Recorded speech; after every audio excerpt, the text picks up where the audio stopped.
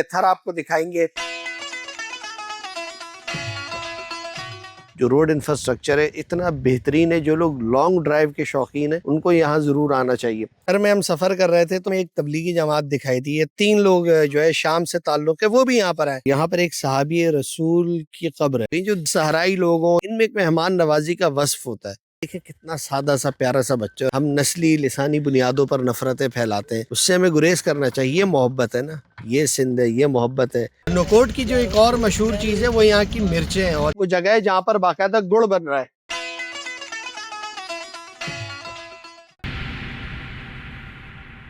گھر کے لیے ہم لوگوں نے سفر شروع کیا ہے. کراچی سے نکلے, اس وقت سپر مدینہ پہ بیٹھے ہوئے ہیں اور کھانا کھا رہے ہیں یہ آپ کے سامنے. اور تھر کا تقریباً کوئی 5 سے 6 گھنٹے کا سفر ہوتا ہے, اور ہم تھر جائیں گے, وہاں پر انجوائے کریں گے. آپ لوگوں کو بھی اس سفر میں آگاہ کریں گے کہ وہاں پر ہم نے کیا کیا کیا, کیا کرنے جا رہے ہیں, موسم کیسا ہے. تو ان ساری تفصیلات سے آپ کو آگاہ کریں گے. آپ ہمارے ساتھ رہیں. مدینہ سپر ہوٹل ہائی وے پر ہم نے کھانا کھایا, اس کے بعد ہم نکلے. اور اس کا کھانا جو تھا, جتنا اس کا نام ہے اس کی مناسبت سے بالکل تھکا ہوا تھا. خیر وہاں سے ہمارے سفر کا آغاز ہوا. حیدرآباد, جامشورو, ٹنڈوالا یار اور میر پور خاص تک ہم پہنچے, اور اس کے بعد ہمارا سفر آگے تک جاری رہے گا. اچھا, اس دوران جو سڑکیں بنی ہوئی ہیں, سڑکوں کا معیار جو ہے وہ اگر کراچی سے آپ اس کا موازنہ کریں تو بہت بہتر ہے. خاص طور پہ جو میر پور خاص والا روڈ ہے بہت اچھا بنا ہوا ہے. مزید بھی بہتری کی گنجائش ہے, لیکن یہ کہ آپ بہت سہولت کے ساتھ ڈرائیو کرتے ہوئے آ سکتے ہیں. اس کے علاوہ اس راستے کی ایک خاص بات یہ ہے, ٹنڈوالا یار ہو یا میر پور خاص کے یہ علاقے زرعی علاقے ہیں, اور یہاں پر بڑے بڑے باغات ہوتے تھے آم کے, ابھی بھی ہیں, اور بڑا زرخیز علاقہ ہے. لیکن اب ہوا یہ کہ جس طرح سے پورے پاکستان میں اس زرعی جو زمین ہے اس کو ختم کر کے اس کی جگہ سوسائٹیز بنائی جا رہی ہیں, تو یہی معاملہ یہاں میر پور خاص میں بھی ہے. تقریباً 10-12 سال پہلے یہ سلسلہ شروع ہوا, اور اب آپ میر پور خاص جب آتے ہیں, یہ آپ کو فوٹیج میں نظر بھی آ رہا ہوگا کہ کئی ایک سوسائٹیز بن چکی ہیں, اور بہت بڑی بڑی سوسائٹیز ہیں.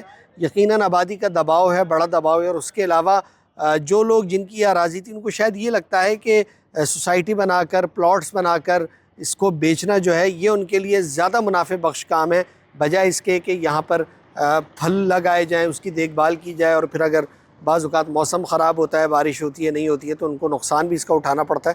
یعنی یہ بہرحال جو میر پور خاص کی زمین ہے بہت زرخیز زمین ہے, اور اب بدقسمتی سے یہاں پر اس کی کٹنگ ہو رہی ہے, سوسائٹیز بن رہی ہیں. تو لگتا نہیں ہے کہ اگلے آنے والے چند سال تک اس کی یہ حیثیت برقرار رہے گی, کیونکہ بہت تیزی سے یہاں پر سوسائٹیز بن رہی ہیں. روڈ انفراسٹرکچر کا اگر جائزہ لیا جائے تو بہت اچھا ہے. تھر تک ہم جائیں گے تو وہاں کا بھی جو روڈ انفراسٹرکچر ہے وہ بہتر ہے. اگر آپ اس کا کراچی سے موازنہ کرتے ہیں تو یہاں بہتر ہے. شہر کے اندرونی جو سڑکیں ہیں وہ یقیناً کوئی بہت اچھی حالت میں نہیں ہیں, لیکن جو لنک روڈ ہیں اور دیگر جو شہروں کا آپس میں ملاتی ہوئی سڑکیں وہ اچھی ہیں. تو ہمارا سفر جاری رہے گا, اور بقیہ گفتگو ہم آپ سے تھر پہنچنے پر کریں گے. تھر آپ کو دکھائیں گے. میروا شہر ہم موجود ہیں, اس کی طرف یہ جانے والا راستہ ہے. یہاں پر یہ کھیت ہیں, گنے ہیں یہاں پر, اور یہ یہاں ان کا جو ہے نا گنے کا رس نکالا جا رہا ہے. پوری مشین لگی ہوئی ہے, اور یہ لوگ یہاں پر کام کر رہے ہیں. بڑا دیسی سا طریقہ ہے, اس کے مطابق کام کرتے ہیں. اور پھر اس کے علاوہ یہ وہ جگہ ہے جہاں پر باقاعدہ گڑ بن رہا ہے. یہ اتنا بڑا جو ہے نا انہوں نے یہ کڑایا ہے, اور یہاں پر گڑ بن رہا ہے. اور اسی طرح سے یہ یہاں پر کھیت سے آ رہا ہے, اس کے بعد یہاں پر گڑ بن رہا ہے, اور یہاں فروخت کے لیے پیش کیا جا رہا ہے. یہ جو ہے شاپ ہے ان کی باقاعدہ, یعنی تازہ ترین گڑ جو ہے وہ یہاں پر میسر ہے. یہ آپ دیکھیں. تو ان سے ہم بات بھی کریں گے اور جاننے کی کوشش کریں گے کہ کس طرح سے یہ گڑ بناتے ہیں, کیا وقت لگتا ہے. لال بھائی, آپ وہاں پر کام کر رہے تھے, میں نے دیکھا, اور پھر یہاں پر گڑ بھی بن رہا ہے اور یہاں فروخت بھی ہو رہا ہے. سارا کیا پروسیس ہے؟ گڑ بنانے کا کام کرتے ہیں. آپ پنجاب سے آئے؟ نہیں, ہم یہیں کے. اچھا, سیٹلر ہیں. تو یہ ہم جو ہے گنا جو ہے یہ ہم خرید کرتے ہیں, اس کا گڑ بناتے ہیں, اور گڑ ہم یہاں پر بیچتے ہیں. تو 200 روپے کلو ہم یہاں پھر گڑ بیچتے ہیں. یہ شکر ہے, دیسی کھنڈ بھی اس کو بولتے ہیں, اور یہ ڈرائی فروٹ والا گڑ ہے. صحیح ہے. تو یہ جو ہے جو 3-4 آئٹم ہے یہ ہم بناتے ہیں ادھر, اور ادھر ہی فروخت کرتے ہیں. یہ کتنا لوگ آپ کے ساتھ اس کام میں لگے رہتے ہیں, کس طرح سے ہوتا ہے یہ؟ تقریباً یہ ہے نا, ہمارے پاس 4 مزدور ہوتے ہیں. 2 पीछे काम करेंगे जो गन्ने वगैरह रस वगैरह भरेंगे, और 2 मज़दूर यहाँ पर होंगे जो इसको गुड़ बनाएंगे और इसका जो है वो प्रोसेस करते हैं। 200 रुपये किलो फिर आप ये 200 रुपये फरोख्त, किलो बेचते हैं। तो ये कौन लोग ख़रीदते हैं यहाँ पर? ये यहाँ पर मुसाफिर लोग जो आते हैं वो ख़रीदते हैं, कोई वैसे दुकानदार आ जाते हैं वो भी लेके जाते हैं, तो ऐसे काफ़ी सारा जो है ना बिक जाता है यहीं पर। फिर कुछ जो है हम होल सेल में भी दे देते हैं, कोई रिक्शे वगैरह वाले आ जाते हैं वो लेने के लिए, तो उनको हम दे देते हैं। अच्छा बिलाल भाई, इसमें एक चीज़ और है, रंग काट क्या चीज़ होती है? उसके डलने से ना होने से क्या फ़ायदा नुकसान होता है? रंग कार्ड सर एक केमिकल है जिसे बोलते हैं, वो इसमें डालते हैं, लेकिन हम नहीं डालते। हम इसको जो भिंडी है ना, भिंडी का रस है, भिंडी के रस के साथ बनाते हैं। इसके ऊपर जो किचरा वगैरह जो भी इसकी सफाई होती है रस की, वो भिंडी का रस पहले बनाते हैं, उसको फिर हम इसमें डालते हैं थोड़ी मिकदार में। फिर इसका जो भी किचरा जो भी गंदगी वगैरह होगी वो अलग हो जाएगी, उसको उठा के हम अलग फेंक देंगे, उसको हम इस्तेमाल नहीं करते। फिर इसके साथ इसकी सफाई होगी, और कलर जो है ना, ये भिंडी के जो रस है डालने की वजह से ये कलर आता है। और वो जो रंग काट वगैरह वो डालते हैं, वो फिर उससे फिर चाय नहीं बनती, फिर बच्चे खाते हैं, उनके मुंह में वो छाले वगैरह हो जाते हैं, इस वजह से वो केमिकल नहीं डालते। ये देखें ना सर, ये जो भिंडी का जो पेड़ होता है ना, वो हम काट के लाते हैं, फिर उसको ऐसे तोड़ लेते हैं, तोड़ के इस डब्बे में डाल देते हैं, इस डब्बे में पानी डाल देंगे, तो फिर उसका ये रस बन जाता है। ये देख रहे हैं आप नीचे, ये देखें, ये रस बन जाएगा। फिर जब रस इसमें डालेंगे ना, तो फिर ये थोड़ी मिकदार में, यानी कि जैसे 1 डब्बा भर के हम इसमें डाल देंगे, उसके ऊपर जो भी किचरा वगैरह जो मैल वगैरह होगी वो इसके ऊपर आ जाएगी। फिर उसको छन्नी से उठा के उस डब्बे में डालेंगे, जो इसका वेस्ट मटेरियल कह सकते हैं जिसको हम, फिर इसको हम उठा के एक साइड में फेंक देते हैं, वो इस्तेमाल में नहीं आता। ये हमने बात की बिलाल साहब से, जो बता रहे हैं कि किस तरह यहाँ पर गन्ना उनके पास आता है और फिर उससे जो है गुड़ भी बनता है, और उसके अलावा उसका जो जूस है वो भी यहाँ मौजूद होता है, और यहाँ से गुज़रने वाले लोग और जो मकामी आबादी है वो इनसे ख़रीदती है। हम लोग थरपारकर पहुँच चुके हैं और रात के तकरीबन कोई 12 बज रहे हैं, और यहाँ पर तो 8-9 बजे ही पूरा शहर बंद हो जाता है, लोग सो जाते हैं। नोकोट में हम मौजूद हैं और बिल्कुल थरपारकर की एक तरह से सरहद है, और रात के इस पहर जो है बहुत ज़्यादा ठंड है, और हम लोग यहाँ पर खुले आसमान तले बैठे हैं, कुछ तारे गिन रहे हैं, और दूर कहीं कुत्ते के भौंकने की आवाज़ भी आ रही है।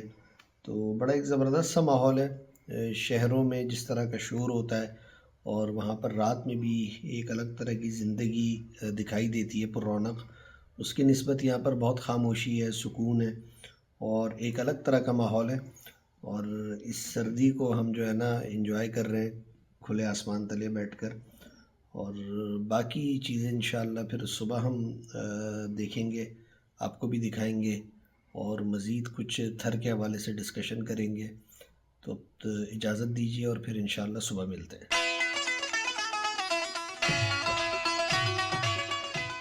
अस्सलाम वालेकुम, सुबह बख़ैर। थर की सुबह है, और जिस तरह के सर्दियों के दिन हैं, तो सहरा जिस तरह गर्मियों में शदीद गर्म होता है, तो इसी तरह से सर्द मौसम में ये जो रेत होती है वो और ज़्यादा ठंडी हो जाती है। तो बड़ी ठंडी हवाएं चल रही हैं यहाँ पर, और इस वक्त जो है ये सड़क आपने देखी, थर में बड़ा शानदार इंफ्रास्ट्रक्चर बना है।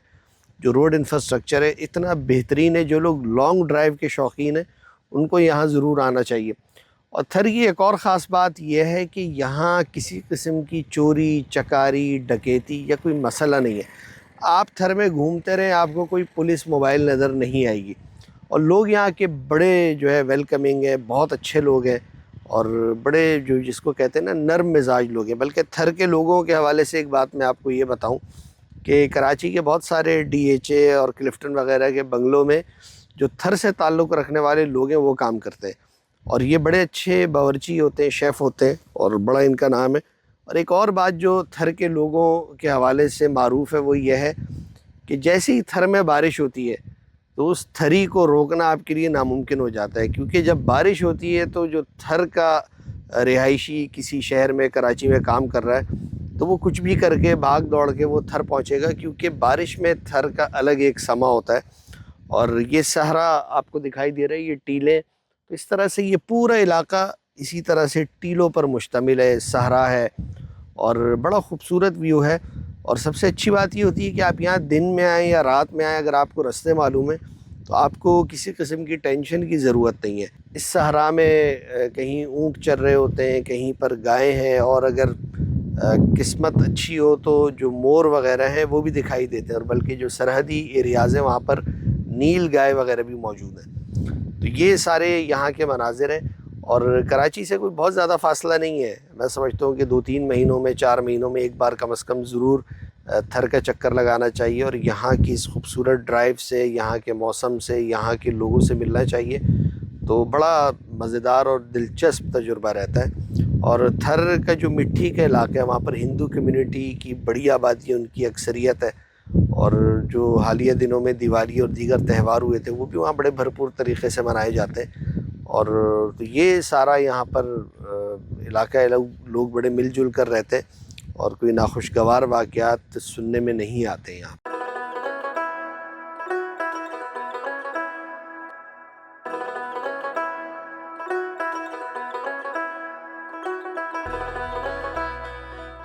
تھوڑی دیر پہلے ہم بات کر رہے تھے نا کہ بڑے ویلکمنگ لوگ ہوتے ہیں، تو رینڈم ہمیں ملے یہ جاوید بھائی۔ ہم نے ان سے بولا کہ بھا دودھ پینا ہے، تو بھا نے اپنی موٹر سائیکل روکی اور یہاں قریب میں ایک بچہ ان کو دکھائی دیا، آواز دے کر بلایا اور کہا کہ برتن لے کر آؤ، تو وہ بچہ گیا ہوا ہے، وہ لے کر آئے گا۔ تو جاوید بھائی یہ بتائیں آپ کہاں سے دودھ لے کر آتے ہیں؟ جی بھائی گھر سے آ رہا ہوں، دودھ کھپان نوکوٹ سے جا رہا ہوں۔ ٹھیک ہے، کن کن علاقوں میں آپ دودھ فراہم کرتے ہیں؟ نوکوٹ سے۔ نوکوٹ سے، جی ہاں۔ اچھا۔ تو یہ اب ہم آپ کو جانتے بھی نہیں تھے، ہم نے آپ کو روکا اور آپ نے بولا کہ دودھ پلائیں گے۔ نہیں بھائی یہ کا مسئلہ نہیں ہے، سی مہمان نواز ہوں بالکل۔ جی ہاں۔ تو آپ کا کراچی چکر لگتا ہے حیدرآباد وغیرہ کہ نہیں؟ حیدرآباد چکر لگتا ہے، کراچی نہیں۔ کراچی کبھی جانا ہوا ہے آپ کا؟ نہیں، کبھی کراچی نہیں آیا؟ کراچی ایک دفعہ آیا ہے۔ جی ہاں۔ صحیح۔ جی ہاں۔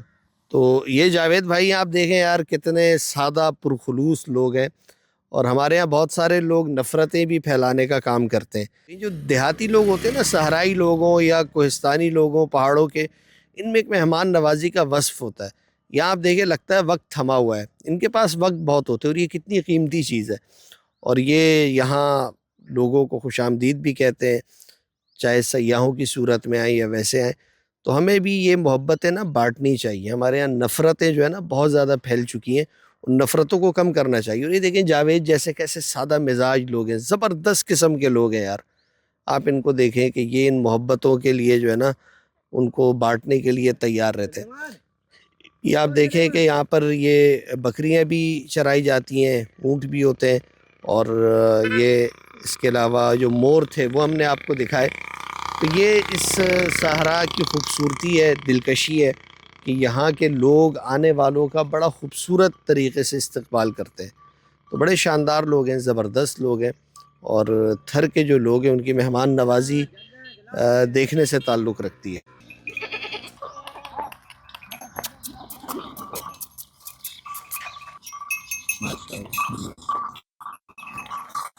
کیا نام ہے آپ کا؟ شاہ زیب۔ یہ دیکھیں شاہ زیب اپنے گھر سے جو لے کر آئے ہمارے لیے جگ اور گلاس، چھوٹا سا بچہ، اور بہت دور سے جا کر لے کر آئے۔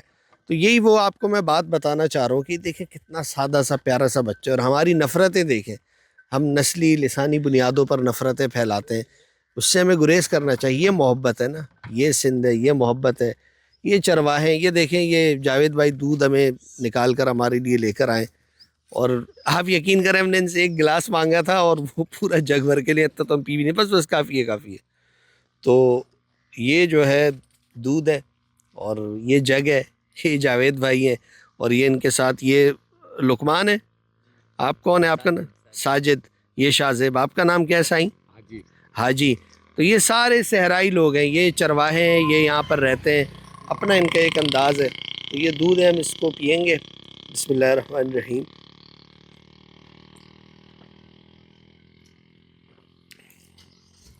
اچھا زبردست دودھ ہے بھائی، خالص دودھ ہے، اور اصل بات یہ ہے کہ اس میں محبت ہے۔ جس خلوص کے ساتھ یہ پیش کیا گیا ہے نا تو وہ لاجواب ہے۔ آپ شہر میں کسی سے روک کے پانی مانگ لیں، خیر شہروں کا الگ مزاج ہوتا ہے، یہاں لوگ ایک دوسرے کو جانتے بھی ہیں، تو یہ بڑا ایک زبردست ہوا ہے۔ اچھا لقمان، آپ بکریاں چراتے ہو، کب نکلتے ہو بکریاں چرانے، کس طرح کا معاملہ ہوتا اردو نہیں ہے، ہے؟ جتنی کافی ہے۔ یہ بکریاں لے کر کہاں جاتے ہو؟ نہیں جاننا ہے۔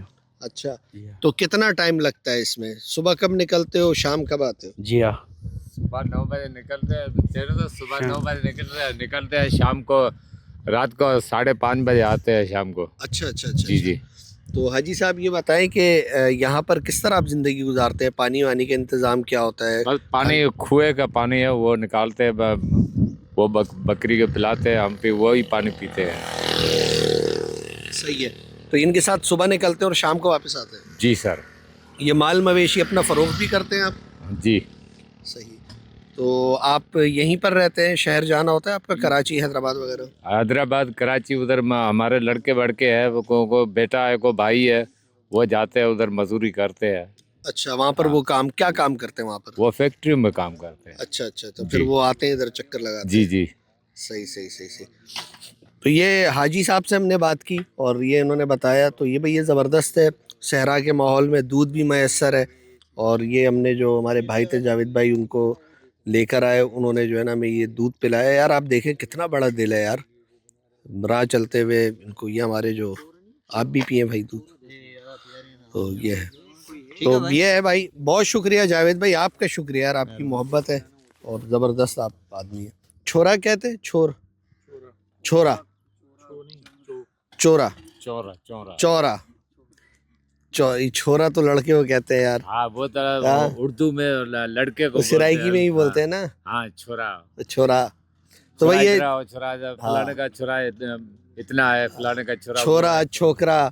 تو خیر بہرحال یہ چورا ہے اور یہ چورا. یہ چورا ہے جو مخصوص قسم کی ان کی بناوٹ ہوتی ہے، ہم دکھائیں گے اور حاجی صاحب ہمیں اس کے بارے میں بھی بتائیں گے. اب ہم آپ کو چورا دکھانے جا رہے ہیں، حاجی صاحب ہمیں لے کر آئے. یہ جو چورا ہے بیسیکلی یہ اسکول ہے، اور یہ اسکول الخدمت فاؤنڈیشن نے بنایا، اور یہ ہمیں یہیں پہنچ کر پتہ چلا ہے، ہمیں حاجی صاحب نے بتایا. اور یہاں رہائشی بہت سارے لوگ بھی اس چورے کو استعمال کرتے ہیں. آپ اس کے اوپر دیکھ رہے ہوں گے جو گھاس آپ کو دکھائی دے رہی ہے، جھاڑیاں، اس کا کمال یہ ہے کہ اس میں بارش کا پانی بھی نہیں جاتا، یہ ہوا کو بھی روکتا ہے، یہ گرمیوں میں ٹھنڈا ہوتا ہے اور سردیوں میں گرم ہوتا ہے. یہ خاص قسم کی جھاڑیاں ہیں، اور یہ بچے اپنی تیاری کر رہے ہیں، صبح کا وقت ہے اسکول کے حوالے سے نا. یہ اب آپ کو چورا ہم دکھاتے ہیں. یہ بڑا یہاں پر بھی ہم رینڈم پہنچے ہیں، اور یہ یہاں پہنچ کر ہم نے دیکھا کہ یہ الخدمت کا کوئی ایجوکیشن کا پروگرام ہے. اوٹھو کیمپس ہے، یہ میر اوٹھو کیمپس، اور الخدمت نے یہاں پر یہ کرسیاں بھی دی ہیں، بیگ بھی دیے ہوئے ہیں. اور یہ چورا ہے بھائی، یہ دیکھیں یہ بانس لگے ہوئے. اب یہ دیکھیں اس میں کوئی جو ہے نا یہ جھاڑیاں ہیں اور بانس کے ذریعے اس چھت کو بنایا گیا ہے، اور اس میں یہ اسکول قائم کیا گیا. اور یہ بڑی ایک خدمت کی بات ہے.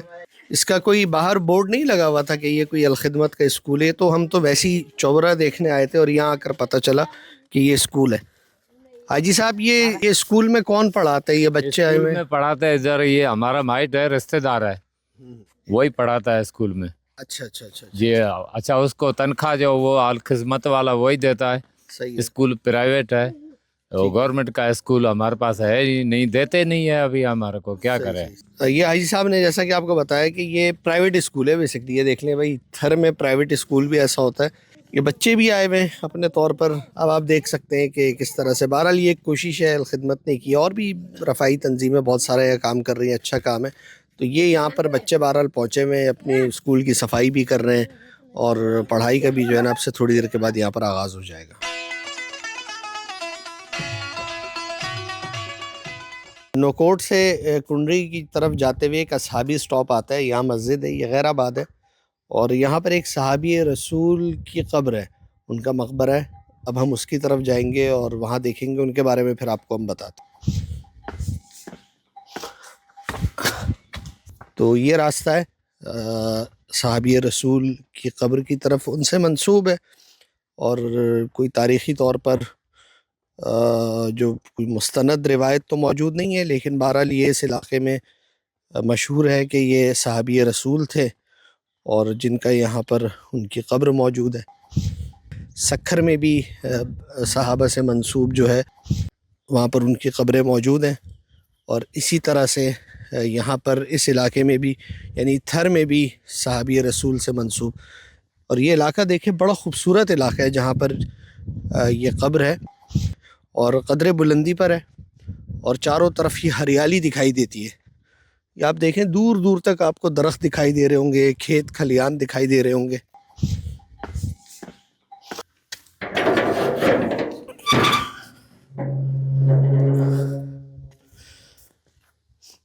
یہ دیکھیں یہ قبر ہے اور یہ پرانی اس طرح کی قبریں بڑی طویل ہوا کرتی تھی, اتنی بڑی بنائی جاتی تھی, مجھے نہیں پتا کہ کیا وجہ ہے کہ اتنا اس کو بڑا. یہ دیکھیں یہاں پر یہ مور کے پر رکھے ہوئے ہیں, یہاں مقامی لوگوں نے اس کو, یہ مٹی کے کچھ برتن ہیں اور یہاں اس وقت جو ہے نا خوشبو اگربتی یہاں پر لگائی ہوگی, مختلف عطر کے جو چھڑکاؤ ہوئے وہ بھی ہوئے ہوئے. تو یہ دیکھیں مور کے پر یہاں پر رکھے ہوئے اور اس کے علاوہ یہ قبر ہے. مور کے پر یہاں پر دیکھیں نا اس قبر پر آپ کو ملیں گے. لوگوں نے یہاں پر یہ چادریں بھی چڑھائی ہوئی ہیں اور اس کے بارے میں یہ جو صحابی رسول ہیں, کہا یہ جاتا ہے جو معلومات جتنی میسر آئی ہیں اس کے مطابق یہ شاید دریا کے راستے سے سفر کر رہے تھے اور سفر کرتے ہوئے ان کا انتقال ہوا اور اس کے بعد پھر ان کو یہیں قریب میں تدفین کے لیے لایا گیا.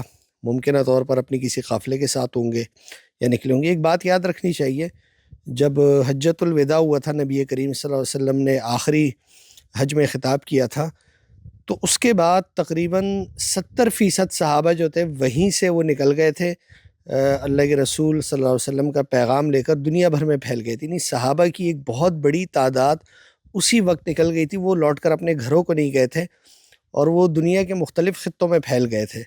اور جو صحابہ کی بہت کم تعداد تھی جو مکہ مدینہ میں رہ گئی تھی, ایک بڑی تعداد جو تھی وہ ان کا پیغام لے کر نکل گئی تھی اور یہ تھر کے صحراؤں سے لے کے سکھر اور بلوچستان سے لے کر ہندوستان اور پتہ نہیں کہاں وہ پہنچے اور وہ پیغام پہنچایا. اور انہی کی محنت کی وجہ سے آج ہم لوگ اور ہمارے جیسے کروڑوں لوگ اس خطے کے جو ہے وہ مسلمان ہیں. تو یہ ان سے ایک منسوب قبر ہے. یہاں پر ہم فاتحہ بھی کریں گے, ان کی درجات کی بلندی کے لیے دعا بھی کریں گے.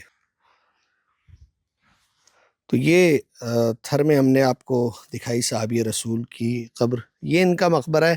حالت تو اس کی کوئی بہت اچھی نہیں ہے. ویسے خیر جو اسلام میں قبروں کے حوالے سے جو احکامات ہیں اس سے تو یہ ہمیں متصادم دکھائی دیتا ہے. بہرحال ہے, لوگوں کی عقیدت ہے, یہاں آتے, لیکن کم از کم اگر یہ جگہ بنائی ہے تو اس کی صفائی کا بھی کوئی اہتمام ہونا چاہیے. صفائی سے میری مراد یہ ہے کہ یہ پودے جھاڑ جھنکار ان کی اگر ایک تراش خراش ہو جائے, ایک طریقے سے ہو جائے, تو یہ ایک بہتر جگہ بن جائے گی.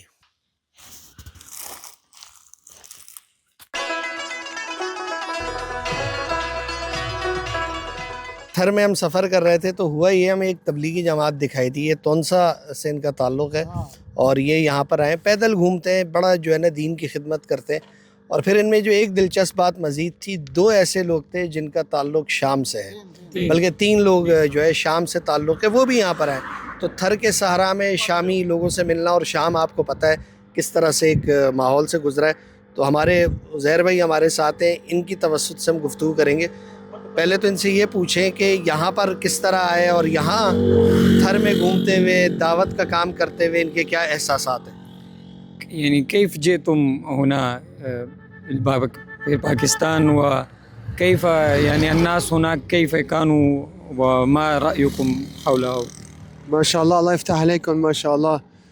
آزادی کے بعد یہ جو ابھی شام کی موجودہ گورنمنٹ آئی تو پھر ہمارے بڑوں نے ہمیں نکلنے کا کہا اور پاکستان کی طرف آنے کا کہا, تو ہم آئے یہاں پر اور یہاں لوگوں نے ہمارا بڑا خیال بھی رکھا, مہمان نوازی بھی کی. ہر جگہ جہاں بھی جاتے ہیں تبلیغ کی برکات ہیں, اس کی وجہ سے ہمارے لیے سب چیزیں آسان ہو جاتی ہیں. باکستان 4 شهور ان شاء الله. عزیر, ان سے ہم یہ پوچھنا چاہیں گے کہ جو شام میں ایک تبدیلی آ گئی, احمد الشرع کی حکومت آئی, تو اس کے بعد آپ کو اپنی یعنی دینی تعلیمات اور ان کاموں میں کتنی سہولت میسر آئی ہے؟